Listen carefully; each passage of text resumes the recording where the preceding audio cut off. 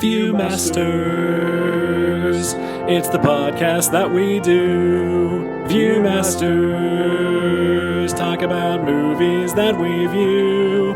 Viewmasters, my friend Eric and me Joe.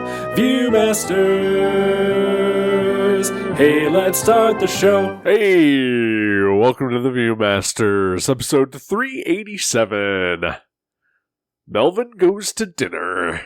My name is Eric. My name is Joe. Hello, Joe. Hello, Eric. How are you? I am doing all right. How are you? I'm okay. All right.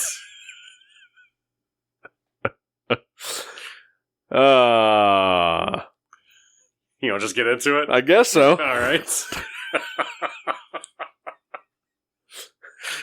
I don't know where to get into it from. Yeah. Yeah. I feel like I should explain myself. Okay. When I was in college, I fancied myself a cineophile. You'd seen 3 movies. I had seen 3 movies. I did see The Player and Shortcuts and The Long Goodbye. And Little Shop of Horrors. And Little Shop of Horrors, obviously. That's 4.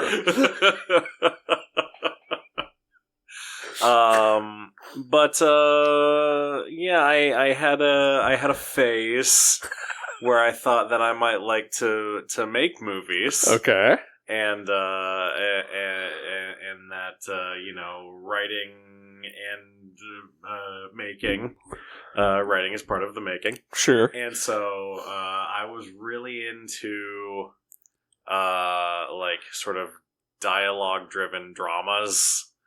And also I had a really good video store that I went to that was in Bowling Green that is sadly no longer there. Oh, R.I.P. Video Spectrum. R.I.P. all video stores. Honestly, yes. Yeah, but no, Video Spectrum was amazing. I mean, I mostly rented stuff on VHS at that point to watch. And it was cheap, and I was sad and alone. And so I rented a lot of movies from Video Spectrum. And one of them was Melvin Goes to Dinner, because the DVD had a big Sundance label on it. I don't know if they just distributed it or if they were producers or what it was. Yeah. But I was like, oh well, I'm into indie movies. I will watch movies that have that on it.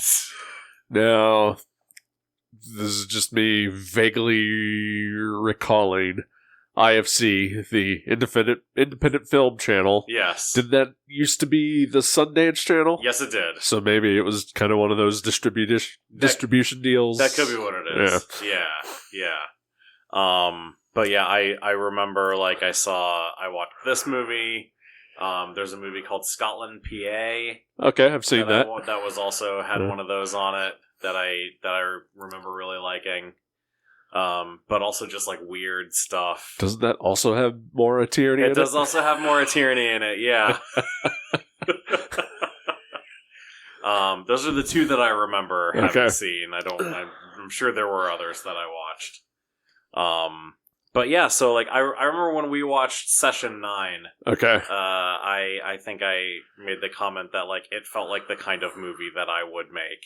Okay. Or that I would have made when I was into the idea of making movies. And I think this Melvin Goes to Dinner also felt very much like the kind of thing that I would have been into. I was also just really into there's a writer named Raymond Carver. Okay. Yeah. And I was really into his stuff, and it was all just dialogue-driven short stories. The movie Birdman has Michael Keaton's character is trying to put on a play of an adaptation of a Raymond Carver story called What We Talk About When We Talk About Love. Okay. Which is literally just 4 people sitting around a dining room table talking about stuff. And this feels very much like that. So yeah, I remembered watching it when I was in college. Didn't really know anything about Bob Odenkirk or Mr. Show or anything at that point. Yeah. Could not remember how I felt about the movie at the time as an adult, but knew that I guess I'm sort of an adult, but whatever. Yeah. As a grown-up, there's a difference. There is a difference, definitely. But I wanted to watch it again. Okay. So here we are. I had literally never heard of this movie until you picked it. Yeah. I was honestly unaware that Bob Odenkirk had directed a movie. And if I was, then I probably would have thought it was Run, Ronnie, Run. Sure. I think you did mention that. Yep. Which I don't think he actually did direct. Yeah, no idea. I've never seen that one. It's kind of funny. Okay. It's the Mr. Show movie. Obviously. Yeah. Yeah.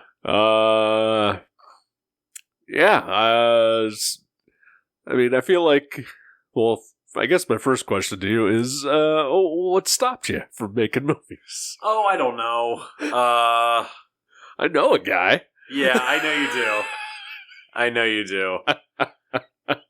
I made a goddamn movie. I know.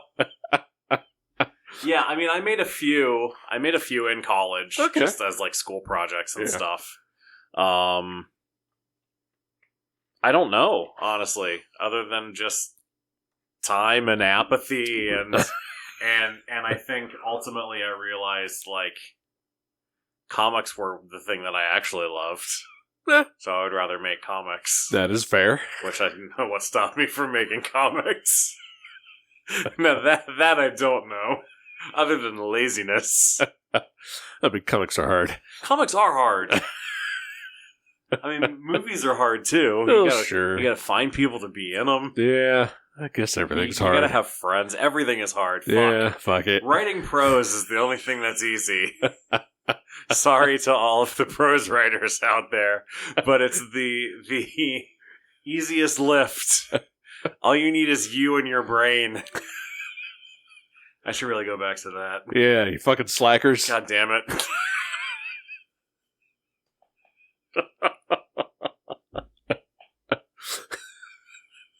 Oh boy. Melvin Goes to Dinner. Yeah.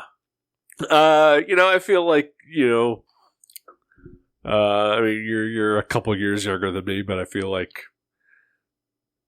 roughly around the same time I was probably very much into this type of movie. Yeah. Which is somewhat surprising that I'd never heard of it. And certainly I probably, if I would have seen the DVD cover art, I probably would have stopped and looked at it at least. Yeah. Done by comic artist Adrian Tomine. Yeah. That was also, I think, another thing that drew me to it, because that was just when I was really getting into his stuff. Right. And it sort of feels like a Tomine comic. Sure. I remember, attempting scripts, of my own, with my own, flights of fancy of like, I could make a movie. Yeah. And it all being very heavily dialogue driven. And I think that probably comes from, my high school love of like Quentin Tarantino. Yeah. And using dialogue to drive the characters and the plot. And so I get it. Yeah. Yeah. Aaron Sorkin for me. Yeah. Before he was as terrible as he is now. I need to have one of those bumper stickers. Like people put on their Teslas. Like, instead of, I bought this before he was a Nazi. Yeah. Like, I was into this before he was an old out-of-touch man. I liked him when he was a young out-of-touch man.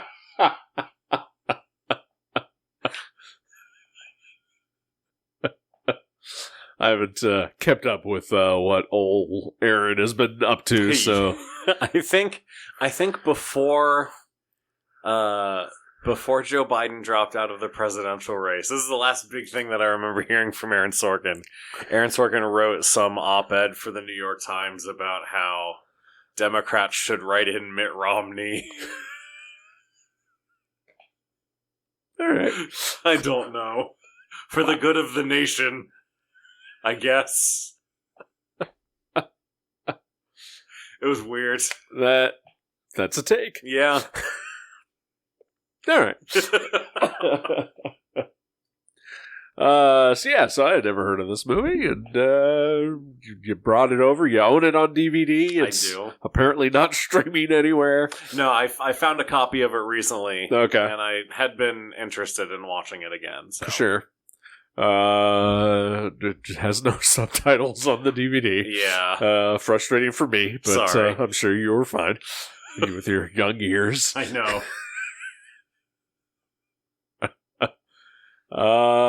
So having watched it now 20-ish years later, Yeah. how do you feel? I don't think it's very good.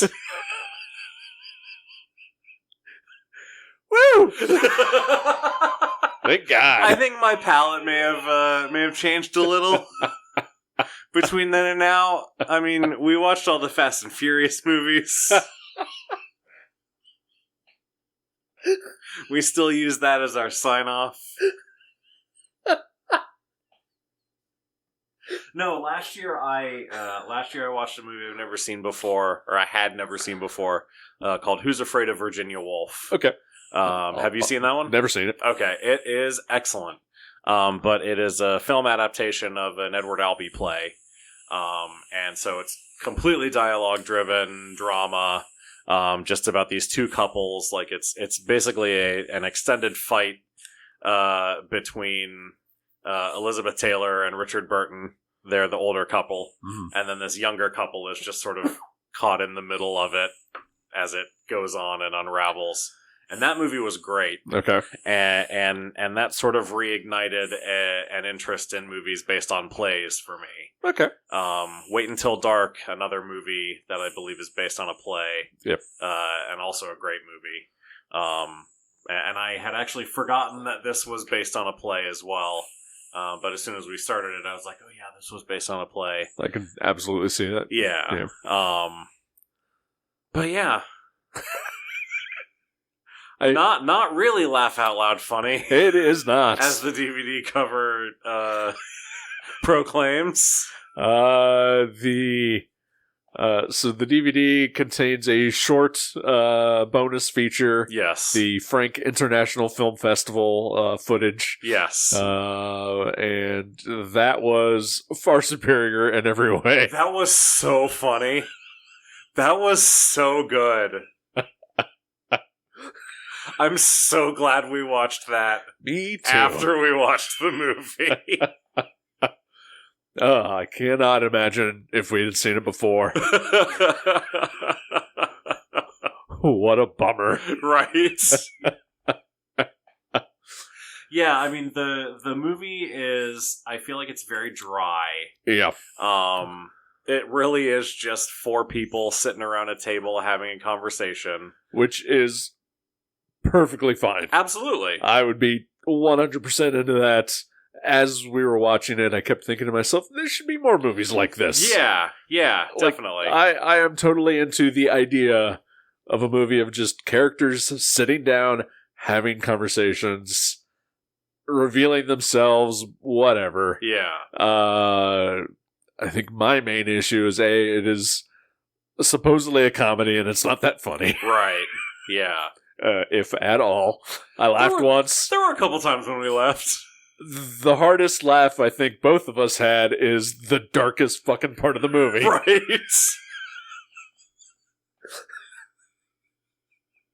Yeah, because it's so out of left field. Yep.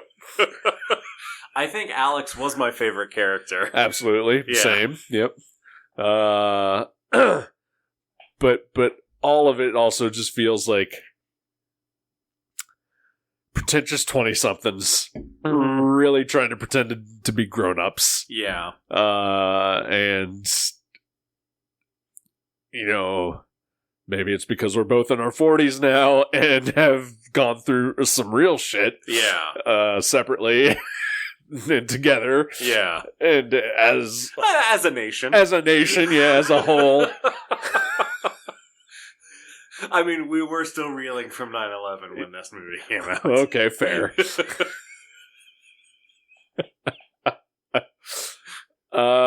It just felt these people are awful. Yeah. Yeah. Except for Alex.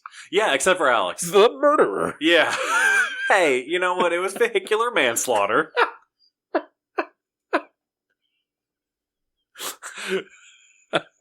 I assume she did some community service, probably. Probably, yeah. But yeah, I mean, you've got two of the four characters are one of them is cheating on his wife with the other, and they keep it a secret for 3/4 of the show. I figured almost immediately there had to be something. Yeah, there's a couple things that like when the waitress asks if they were married. Yeah. Like that, it sort of snapped for me like, oh yeah, that's right. I remember that part now. Yeah, there's a few different things that sort of hint at it throughout. And then Melvin, Titular Melvin is not cheating on someone, but the person that multiple people have cheated on their spouses with. Yeah. Which is weird. It's weird. I guess it's not. Maybe it is. I don't know. I think it's bad. I don't think you should do that, personally. Maybe I personally should not be the person that has any kind of judgment on this. I guess it depends on the situation. Yeah, not to get into specifics. Yeah, no, it does depend on the situation.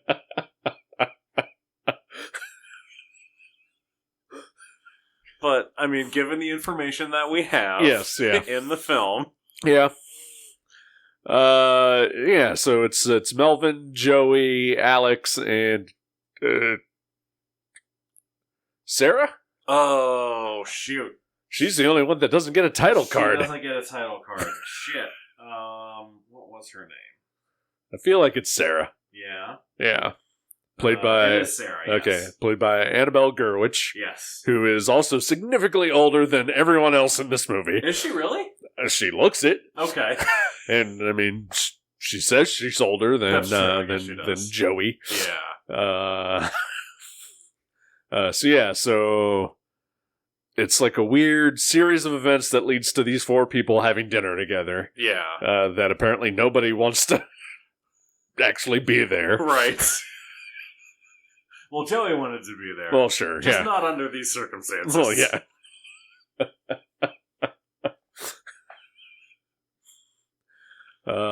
Melvin's kind of a loser. Yeah. He's a medical school dropout, and he's living in an office run by his sister? Yeah. Something with the city of Los Angeles. Sure. Like, he does building inspections somehow? Sure. Who knows? Yeah. Mostly just hangs out shirtless in the office. That's weird. Also, that dude should not be as cut as he is. Right? What the fuck? I was shocked. Yeah. I was shook. And it wasn't just for the movie, because in the short, he's also still cut. Yeah. Yeah. I don't know, you get in shape for that sort of thing. I guess you just stay in that shape, right? I mean, I guess. I mean, didn't seem to bother Bob Odenkirk or That's true. Matt Price. Or the other 4 or 5 shirtless guys in that. That's true. Derek Waters. Yeah. Really cannot reiterate how good that short was. Right, yeah. Honestly, look up. It's probably on YouTube. Just look up Frank International Film Festival. It's a great time. I don't know who Mike White is, though. Oh, no? Yeah. He's the creator of The White Lotus. Oh. Yeah. Okay. He's a former Survivor contestant and director of School of Rock. Okay. And did a TV show called Enlightenment with Laura Dern before White Lotus. Yeah, he's done a bunch of stuff. Okay. I have zero interest in ever watching White Lotus. I watched 2 seasons of it, and I think I'm good. My lady friend powered through all 3 of the seasons recently and said that it's the worst fucking thing she ever sat through. Oh, no. I really liked the first season. Right. Yeah. I think she said that one was just okay and then just downhill from there. Yeah, I can see that. All right. Well, now I know who Mike White is. Yeah. Named a show after himself. Oh, shit, did he?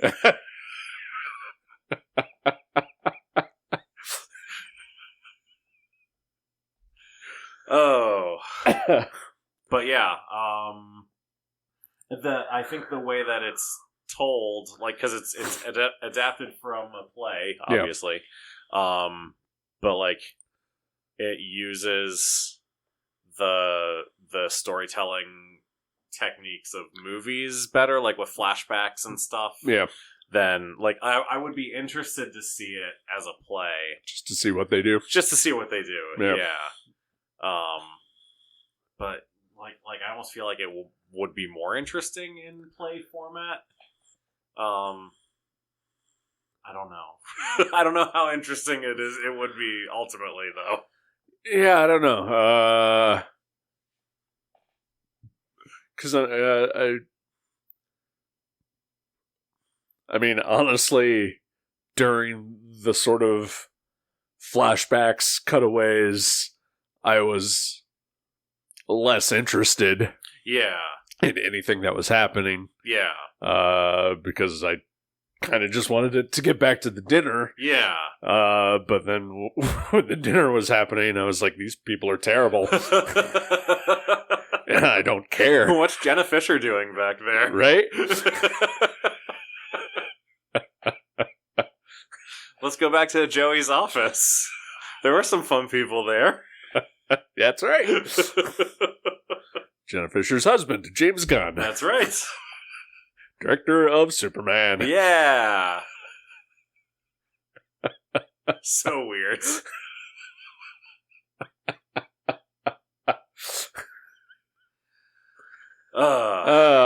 Yeah, it just, yeah, there's just, yeah, I think if I was like 22 or whatever and I had seen this movie, I'd been, absolutely, this is a great movie. Yeah. And then now it's just. It hits different. It definitely hits different. It hits different even though I've never seen it before. Right. You can imagine how it would have hit before. Yeah.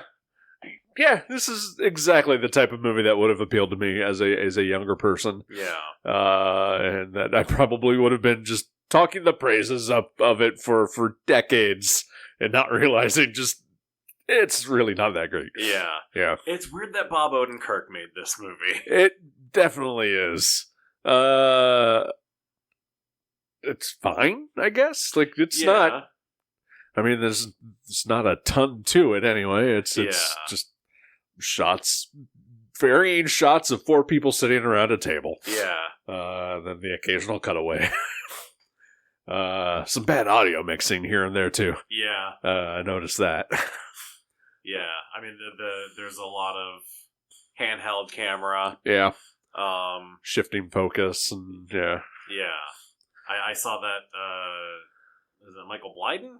Or Blyden, yeah. Blyden that plays Melvin and also wrote the play and the screenplay. I saw that he also edited the movie. Yeah. Which is interesting. It's definitely got an early 2000s editing style. Yeah. Even for just what is essentially a character drama. Yeah. / comedy?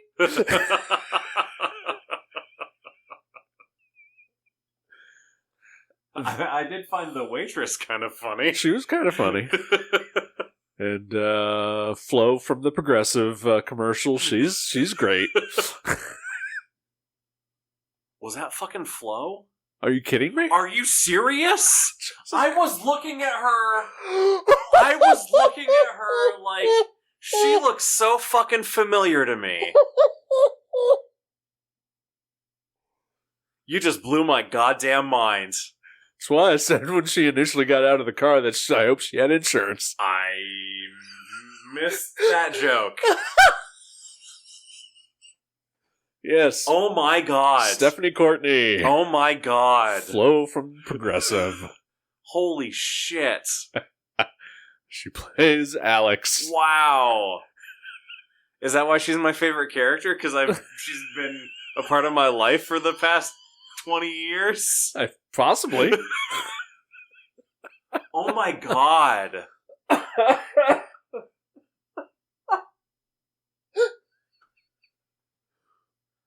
Good night. I don't know. I don't know how I go on. Oh my god. Like, seriously, I was looking at her the whole time. I was like, is that Whitney Cummings? Like, what's happening here? Like, she looks so familiar to me. Oh my god. This is glorious. Oh my god.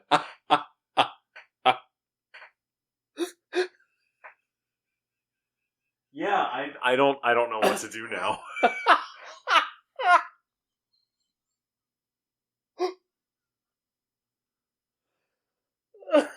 That's insane. Like, I knew she was in stuff. Right, yeah. She's in Mad Men. She's in Mad Men, yeah. Yeah. Oh my god. Most successful cast member from, other than like Jenna Fisher and Bob Odenkirk and Fred Armisen. Sure. James Gunn. Most successful core cast member. There we of this go. movie. Yeah. Wow. I mean, Annabelle Gurwitch was on Dinner and a Movie. She was. Yeah. Which I think she was the only one that I knew before I saw this movie initially. Sure, yeah. From Dinner and a Movie. Holy shit. Yeah. Wow. I had no idea you didn't have any idea. Just fucking nothing. Wow. I mean, you laughed at my joke. I just assumed you knew. I don't. Why did I laugh at your joke? I'm not that funny. I hope she had insurance. I mean, even on its face, it's not that funny of a joke. Don't remember the context. She gets out of a car? She had rented a Mercedes and she couldn't figure out how to drive it. Oh, and then she puts the roof down. Yeah. And you said, I hope she got the insurance. Yep. And I think I was like, yeah, I bet if anything bad happened to that Mercedes, it'd be pretty bad. I think that was my thought. It's like, boy, I hope she did too. She doesn't know how to work this thing.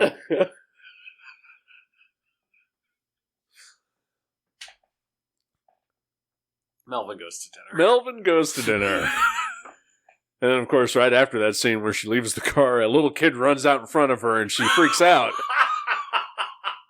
Oh shit, she does. Foreshadowing. And we don't know why. Yeah. Other than, I mean, I would freak out if a kid just ran out in front of me, too. I assume that was all it was, too. Yeah. Like, jeez. Nope, she's having some She's PTSD. Traumatized.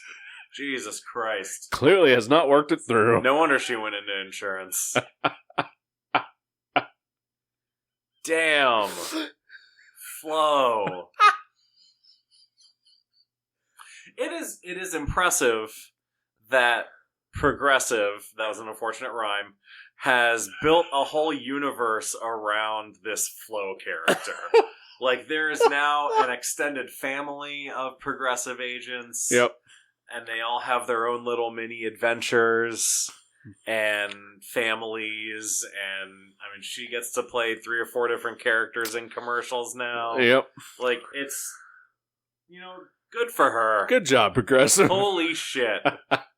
And it all started here. Yep. Wow. But yeah, otherwise, I don't know. Yeah, it's I don't know. It's not terrible. It's not bad. Yeah, it's just so. I mean, of its time. Yeah. Yeah, I don't know. It feels like it's trying to be smarter than everybody else in the room. Yeah. And it just isn't. I will say an appealing thing is it is 83 minutes. It is mercifully short. Because I started playing this thing 3 different fucking times. Right. Because I don't know how to work my DVD player. Yeah, it's short. It goes by pretty quickly. Yeah. Because, I mean, short or not, it could still feel like an eternity if it's truly awful. Absolutely. I was engaged with the topics of their conversation, but not necessarily the content of their conversation. Yeah, that makes sense. And I it made me nostalgic for a thing that has never happened. Yeah. In which me and friends hang out together and just talk. Yeah. Close down a restaurant or a bar. A quiet restaurant or bar. I mean, I've done some of that a little bit here and there, but I don't know. It made me wistful for that type of moment in time that honestly will probably never happen again. Yeah. No, I get it. Yeah. Yeah. Yeah. Like definitely. I don't see me and Jason going to hang out till 2 a.m. at a restaurant. Yeah. Probably not. Yeah. Yeah. Oh, I'd be lucky if I was able to stay awake that late. Sure. Jeez. I mean, I didn't have to get up early. No, wait, I did have to get up early today. Never mind. Okay. Either way, I went to bed at like 9 yesterday. Right.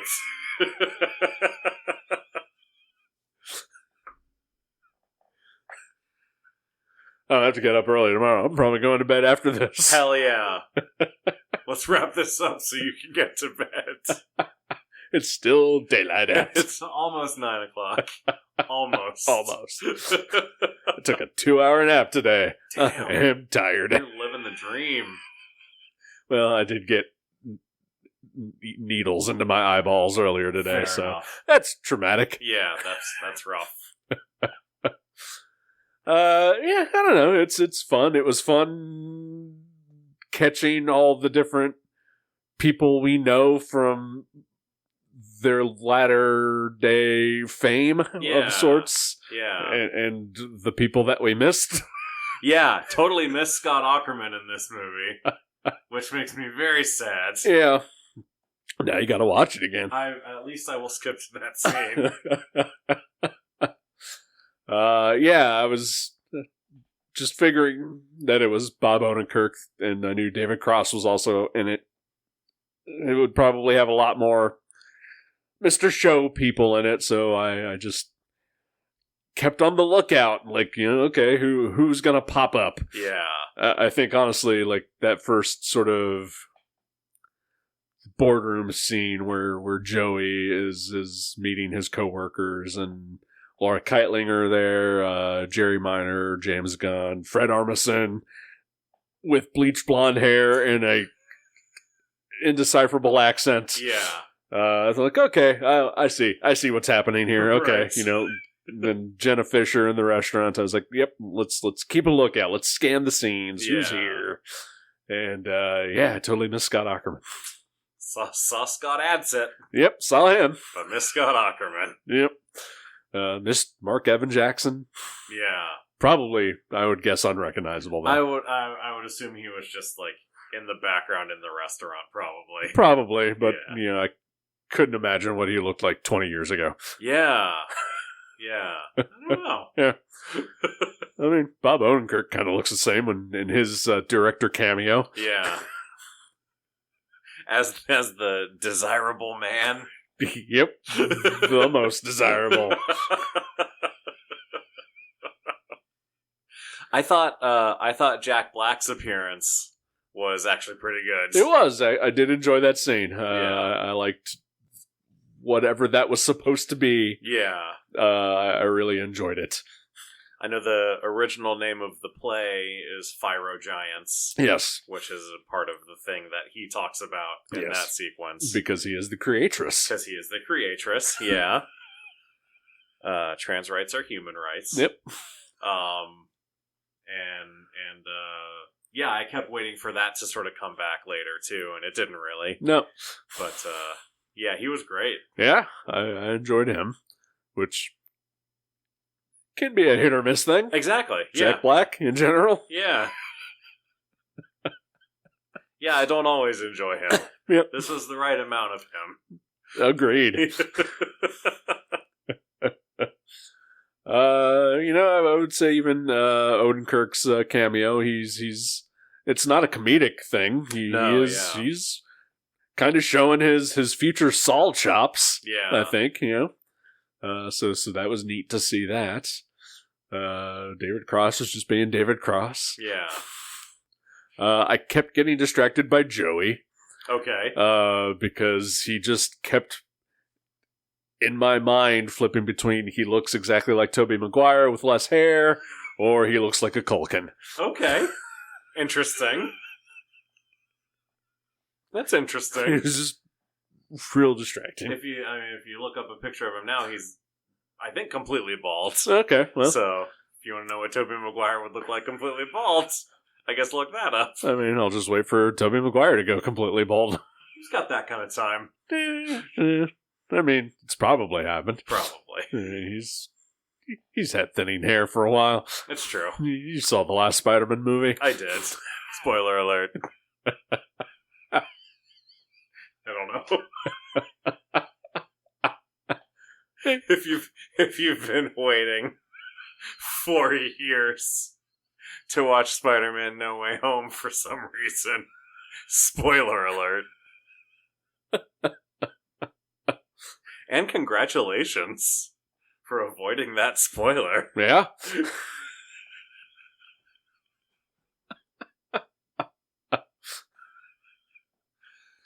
I don't know. It was. I'm glad we watched this. I don't think it was very good. Yeah, I don't know that I'll keep the DVD now that I've seen it again. Gonna watch it with commentary at least one more time. I don't know. Maybe actually, that could be interesting. Yeah. Yeah. If you learn anything, let me know. I will. I'll send a follow-up. Okay. I'll send you a voice memo. Thank you. I know the listeners will want to know. Well, sure, of course. Yeah. I don't think I have anything much else to say, really. I don't either. Yeah. Stephanie Courtney is great. She's also Flo from Progressive. No fucking clue. I had no fucking clue. Maybe I'll keep this. Just for her performance. There you go. Anything making you happy this week? Yeah. Yeah. I know.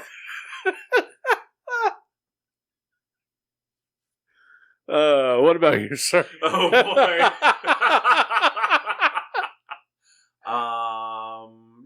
Yeah, my mom had been in the hospital for a few weeks. Yeah. She's been having some health issues, and they were getting her on the right medication. It was a very trying couple weeks for the whole family. Yeah. And she went home yesterday. Congratulations. So that's my big win for the week is my mom being at home, having her getting the right medication that she needs, and feeling better than she has been. So that is great. That's what I got. Congratulations, Mrs. Grunwald. I presume that is your last name. That is her last name, yes. First name is Marilyn. Marilyn Grunwald. Dealing with elderly parents is just, it's a blast. It's a whole thing. It sure is. That no one prepares you for. Nope.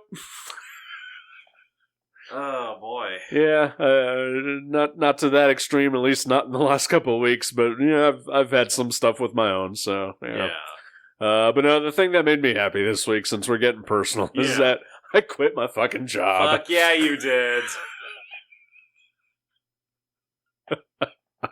Fuck yeah. Yeah. Well, one of my jobs. I have 2 jobs, and one of them has always been the pain in my ass, and it's not the one that I rely on to pay my bills. And so I said, you know what, I can forego maybe buying as many toys and movies as I do. And took an opportunity to tell this place to fuck off. The right mixture of ingredients all came together to make this happen. So, goodbye, weekend job. That's awesome. Congratulations. Thank you. Oh, do you have a movie in mind for next week? I do. I hope you have not seen it. Okay. But hell, even if you have, I'm still going to pick it. No, great. Unless you say no. yeah, I know. Yeah. No, that's I see. My opinion doesn't matter. Your opinion matters. No, but I hope you have not seen a movie called Hundreds of Beavers. I have not seen that. Would you believe that I considered putting that on my list for this show as well? I would believe that. Yes, I am very much into watching Hundreds of Beavers. Fantastic.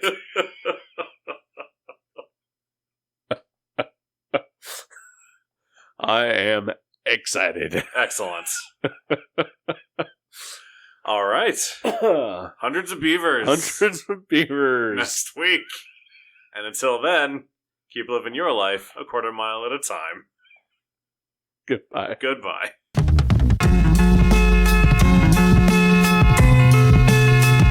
Thank you for listening to The Viewmasters. You can subscribe to the show directly at our website, view.guttertrash.net, or on iTunes or wherever you get your podcasts. Visit our website at view.guttertrash.net for information about our Twitter and Instagram. Once again, thank you for listening to The Viewmasters. We'll see you next time.